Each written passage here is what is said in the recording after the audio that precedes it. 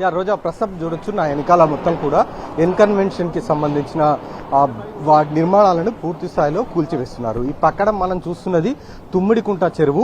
ఈ చెరువుకు సంబంధించిన భూమిలో దాదాపు 3 ఎకరాలకు పైగా కూడా 3 ఎకరాల 19 గుంటలకు పైగా కూడా భూమి ఈ తుమ్మిడికుంట చెరువుకు సంబంధించిందిగా అధికారులు చెప్తున్నారు. అంటే సర్వే చేసిన తర్వాత ఖచ్చితంగా మనం చూడొచ్చు కూడా చెరువుకు సంబంధించిన దాంట్లో శిఖం భూమి అంటే ఎక్కడైతే ఎఫ్టీఎల్ ఉంటుందో ఆ ఎఫ్టీఎల్ అనే ప్రాంతము లేకుండా మొత్తం కూడా చెరువులోకి ఆనుకొని కూడా నిర్మాణాలను చేపట్టారు. మనం చూడొచ్చు ఆ చెరువుకి సంబంధించిన ప్లేస్లో కంపౌండ్ వాళ్ళు ఎక్కడైతే నిర్మించారో అక్కడ జేసీబీ తిరుగుతుంది. మనం చూడొచ్చు ఆ ప్రాంతంలో ప్రస్తుతము మొత్తం కూడా ఆ చెరువుకి ఎఫ్టీఎల్ అనేది కొంత మేరకు ఉంటుంది, కానీ అక్కడ ఎక్కడ కూడా అలాంటిది లేకుండా ఈ పూర్తిగా నిర్మాణాలు చేపట్టినట్లు కూడా మనకు చాలా స్పష్టంగా తెలుస్తుంది. అందులో భాగంగానే అధికారులు 3 రోజుల పాటు సర్వే నిర్వహించారు.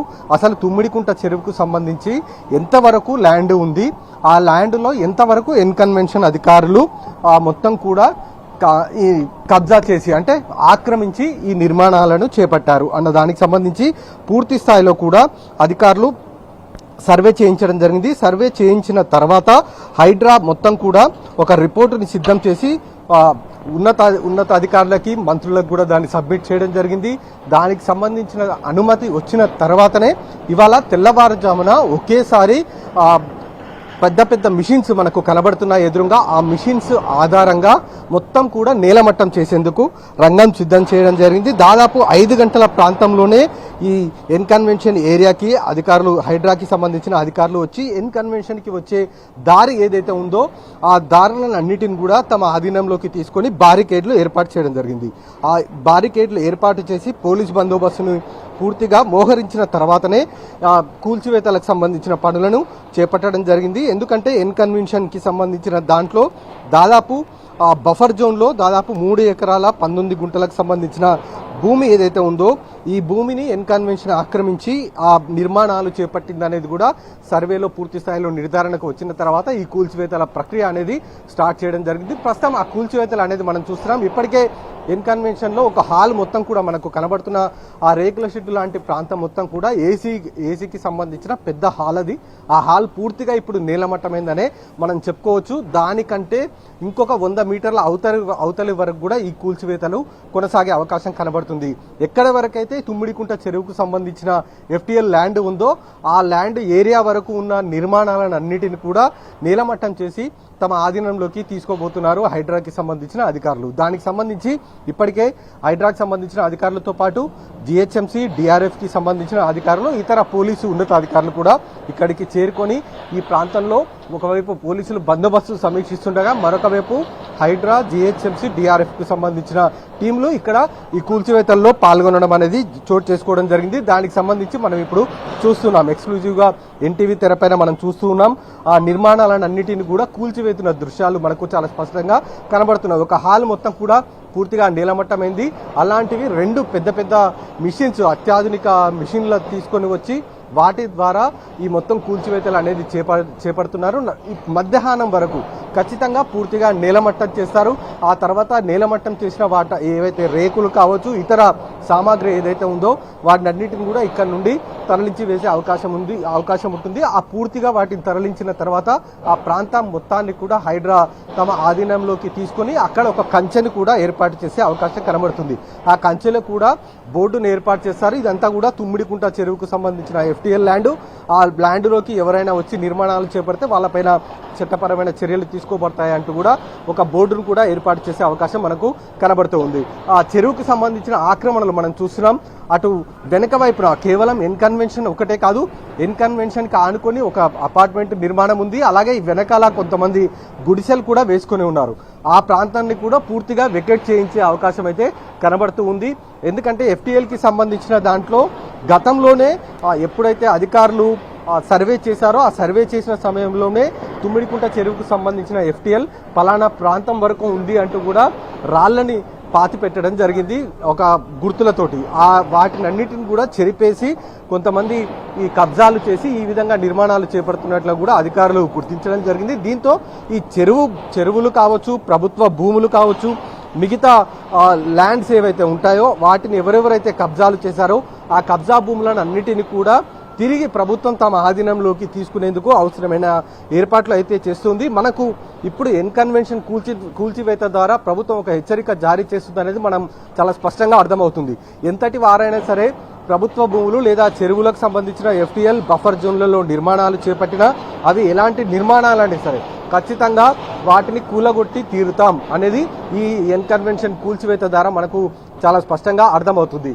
బఫర్ జోన్లు, ఎఫ్టీఎల్లు, ప్రభుత్వ భూముల్లో నిర్మాణాలు చేపట్టే వారికి ఇది ఒక హెచ్చరిక కూడా ప్రభుత్వం చెప్తున్నట్లు కూడా మనకు తెలుస్తుంది. అందుకోసమే ఇవాళ తెల్లవారుజామునే ఈ నిర్మాణాలను కూల్చివేసేందుకు రంగంలోకి దిగడం జరిగింది హైడ్రాకి సంబంధించిన అధికారులు. గత కొద్ది రోజులుగా హైడ్రా ఏర్పడిన తర్వాత నుండి కూడా సంచలనాత్మకంగా ఆ నిర్మాణాలను కూల్చివేస్తూ రావడం జరుగుతుంది. గండిపేట ప్రాంతంలో కూడా చాలా వరకు ఫామ్ హౌస్లు, గెస్ట్ హౌస్లను నిర్మించడం, కొన్ని కన్వెన్షన్ సెంటర్లు కూడా ఉన్నాయి. అలాగే స్పోర్ట్స్ విలేజ్లను కూడా కొంతమంది ఆ గండిపేట ఎఫ్టీఎల్ బఫర్ జోన్లలో నిర్మాణాలను చేపట్టడం జరిగింది. వాటిని అన్నిటిని కూడా ఖాళీ చేయించారు.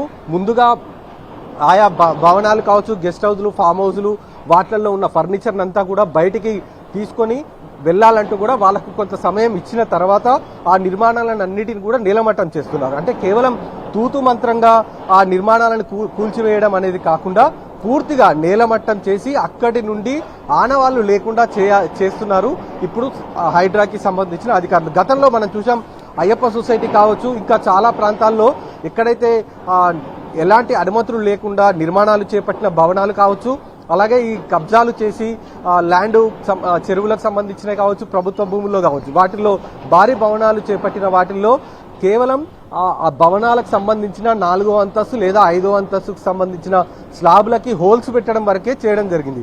ఆ తర్వాత అక్కడి నుండి అధికారులు వెళ్ళిపోయేవారు. ఎవరైతే ఆ బిల్డర్లు కావచ్చు, మిగతా వాళ్ళు కావచ్చు, వాళ్ళంతా కూడా తిరిగి ప్రభుత్వానికి సంబంధించిన అధికారుల దగ్గరికి వెళ్ళి వాళ్ళు అనుమతి పత్రాలను తీసుకొని వస్తున్న సందర్భాలు గతంలో మనం చూసాం. అలాంటివి అయ్యప్ప సొసైటీలో చాలా వరకు ఉండడం జరిగింది. కానీ ఇప్పుడు మాత్రం ఇక్కడ అధికారులు హైడ్రాకి సంబంధించిన అధికారులు ఎవరికి పలుకుబడికి వాళ్ళు లొంగడం లేదు.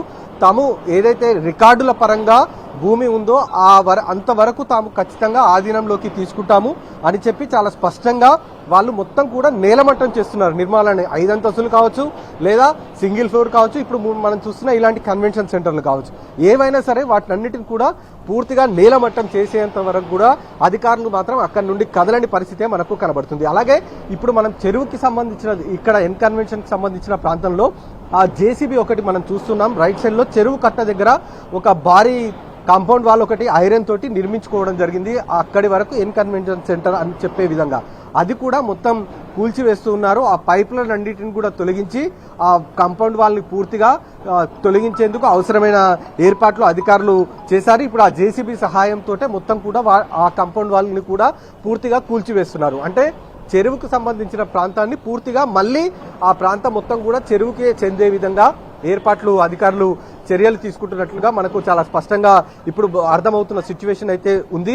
ఈ తుమ్మిడికుంట చెరువుకు సంబంధించి దాదాపు 39 ఎకరాల వరకు ఉంది. అందులో 3 ఎకరాలకు సంబంధించిన భూమి ఏదైతే ఉందో ఆ భూమిని వీళ్ళు ఎన్కన్వెన్షన్ సంబంధించిన నిర్వాహకులు పూర్తిగా ఆక్యుపై చేసి ఆ నిర్మాణాలు చేపట్టినట్లు కూడా అధికారులు గుర్తించడం జరిగింది. ఆ గుర్తించిన తర్వాతనే ఈ కూల్చివేతలు అనేది కూడా చేపట్టడం జరిగింది. ప్రస్తుతం మనం చూస్తున్నాం, ఎదురుగా మనకు కనబడుతూ ఉన్నాయి. దాదాపు సగంకి పైగా కూడా కూల్చివేతలు కూడా అయిపోతూ ఉన్నాయి.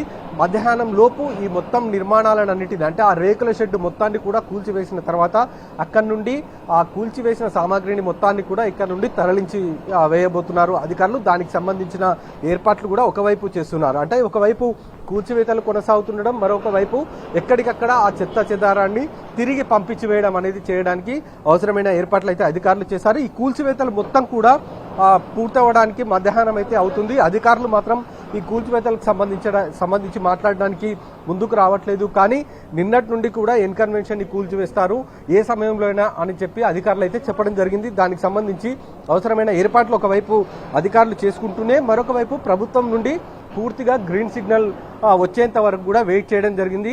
ఎప్పుడైతే ప్రభుత్వం కూల్చివేతకు గ్రీన్ సిగ్నల్ ఇచ్చిందో వెంటనే ఈ కూల్చివేతలని ఇవాళ ఉదయం నుండే చేపట్టడం జరిగింది. ప్రస్తుతం మనం చూస్తున్నాం ఆ కూల్చివేతలకు సంబంధించిన విజువల్స్ ఎన్టీవీ స్క్రీన్ మీద మనకు చాలా స్పష్టంగా కనబడుతున్నాయి. ఎన్ కన్వెన్షన్ ని పూర్తిగా కూల్చివేశారనేదే మనం చెప్పుకోవచ్చు. ఎందుకంటే దాదాపు ఆ నిర్మాణాలు చేపట్టిన ప్రాంతం నుండి 3 ఎకరాల 19 గుంటల వరకు అంటే కూడా దాదాపు ఆ మిషన్ మనకు కనబడుతున్న భారీ మిషన్ ఏదైతే ఉందో దాన్ని దాటిన తర్వాత వరకు కూడా కొంత ప్రాంతం వరకు కూడా ఈ 3 ఎకరాల 19 గుంటలు వచ్చే అవకాశం అయితే కనబడుతుంది. దానికి సంబంధించి ఈ కూల్చివేతలు అయితే కొనసాగిస్తూ ఉన్నారు అధికారులు. భారీ పోలీస్ బందోబస్తు మధ్య ఈ కూల్చివేతలు కొనసాగుతూ ఉన్నాయి.